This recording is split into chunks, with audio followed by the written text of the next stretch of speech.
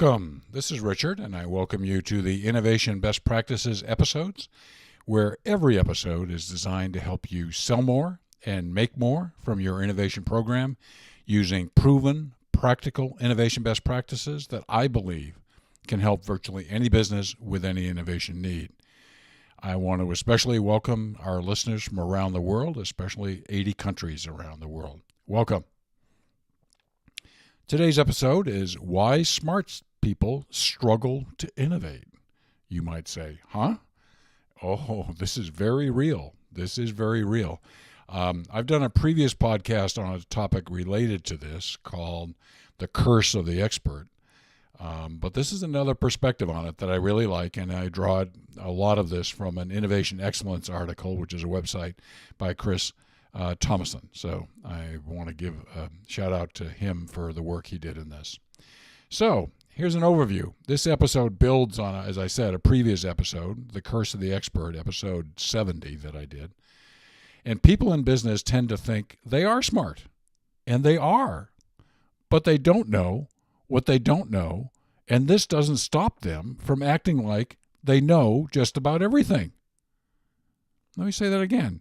People in business tend to think they're smart, and they are, but they don't know what they don't know, but this doesn't stop them from acting like they know just about everything.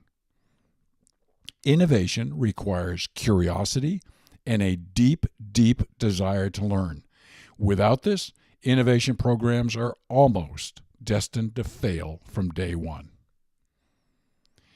The author's case for why smart people struggle. In our culture, it's neither socially nor business acceptable to say, I don't know. In business, this can be seen as a career-limiting statement. You're sitting across from your boss. They ask you an important question about the innovation program you're working on, and you truly don't know, but you're not going to say, I don't know. You'll make something up. And even if we don't know, we try to say something that sounds smart, even if it's not. Oh, how many times have I seen this? Successful innovation always pushes the envelope into an area that was not known before the project started. Hence, you have the paradox that experts often pretend to know the unknown, and there's a cliff over which they go. In most business cultures, when the senior manager in a group says something, they are the presumptive expert, and less senior people contradict or challenge at their peril. In earlier episodes, I addressed this directly as one of the 4 factors required for successful quantum idea generation, that process that generates at least 12 times more ideas than brainstorming. In a creativity session, we work to eliminate fear and have only fun and positive energy. The primary source of fear comes from less senior people in a room during a creative session saying something perceived to be stupid by more senior people. This is, if in the sessions I run, I don't address this head on, it can become a real creatively stifling. It's not a lot of fun when it happens. The author contrasts what he calls the explorer with the expert. When the expert sets out on a journey, they think they know the direction and the path to the destination. As a result, they tend to go in a straight line from where they are to where they think they know they need to be. The explorer has a vision of success. They know the general direction, but they realize that they need to go in many directions, like a zigzag journey, if they're going to be successful. Trying new things, exploring new things. Some turn out to be blind alleys. Other ones are doors that open the project up wide to possibilities. And in the video cast, I show a map of how James Cook, Captain James Cook, way back when, tried to discover a southern continent. And he is the prototypical explorer. And if you look at the map, he had lots of twists and turns as he went out trying to find his vision for success. And I also show what maybe an expert would do, which is, I know it's out there, so I'm going to head out and go in this basic direction, and I'm just going to keep going in this direction because I know it's out there. So the difference between an expert and an explorer and how they get to their destination. And here's how smart people can actually succeed at innovation. They need to ask big and bold questions, what the author of this article calls killer questions. The expert might be able to answer, how can we increase profits by 5%? They would have a far more difficult challenge if they were asked, how can you double profitability? That if you could do it and it was easy, you'd be doing it now. These big, bold questions are what, if a smart person asks these questions, knowing that they may have some inklings about how to get it done, but they don't know exactly how to do it. This is where it opens people up to looking at things in a different way and listening to other people, listening to diverse solutions. You know you have a problem if the expert pretends to immediately know the answer to the doubling question. Hang on. The truth is, if they do articulate how we can double it, it is probably one possible solution.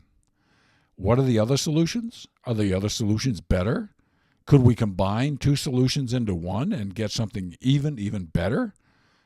You won't know that if the expert pretends to immediately know the answer. Okay?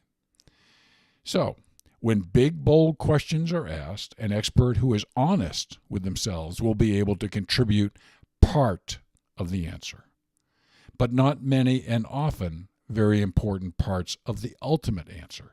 Okay? Interestingly, Jim Collins, in his book that I really love, Good to Great, it was I think his first one in this series, talks about the most successful leaders of companies that went from good and became great.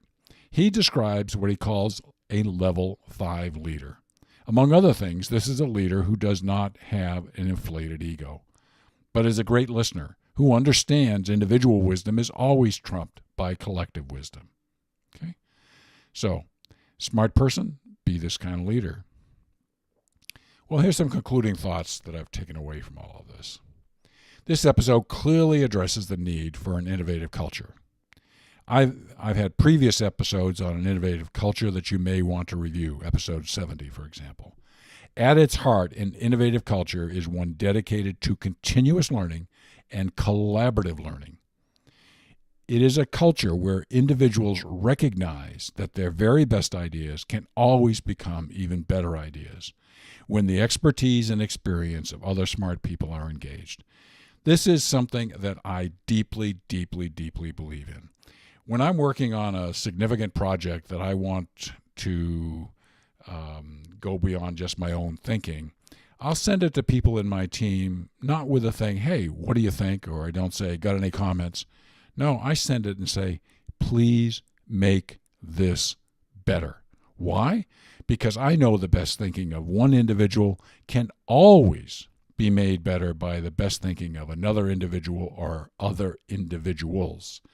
So please, please, please take this to heart. A second point I'll mention here is that one of the things that really helped me become more innovative and help people become more innovative is to recognize how truly, truly ignorant I am of many, many, many things.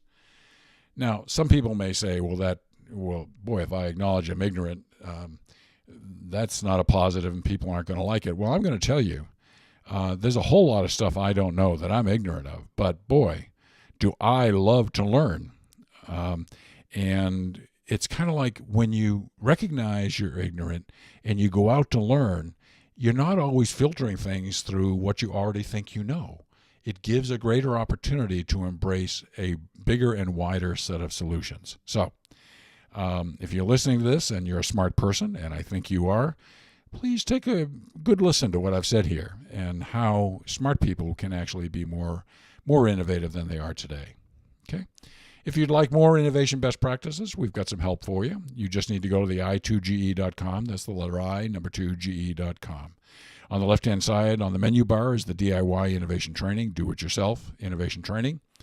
And if you click on it, a whole bunch of training programs pop up. If there's not one there that fits your exact needs, then just send me an email. We'll be glad to tailor one for your unique needs. Here's what I'm trying to do with this. I want to make you innovation self-sufficient so you can do it yourself, so you don't have to hire expensive consultants like me and others to do it for you. Other best practices are in one of the 6 books that I've published, and that book is Proven Practical Innovation That Delivers Results. It's available only on Amazon in paperback and Kindle, and its value price below my break-even cost. So it's a heck of a value. If you have suggestions, comments, or requests, I love hearing from listeners. Just send me an email at richard@i2ge.com. I look forward to hearing from you. In the next episode, we talk about turning around a successful company. Whoa, what? Turnaround? Successful company. Yes. Usually we think of turnarounds as companies that are in trouble. Well, tune into this because these are insights from the president and CEO of the Boston Consulting Group, one of the most respected consulting groups out there. So some very interesting insights about turning around a successful company. Well, as all of you know, I'm deeply appreciative of you taking time out of your busy day to spend it with me. I look forward to reconnecting with you soon. And until then, please, please, please have a great day.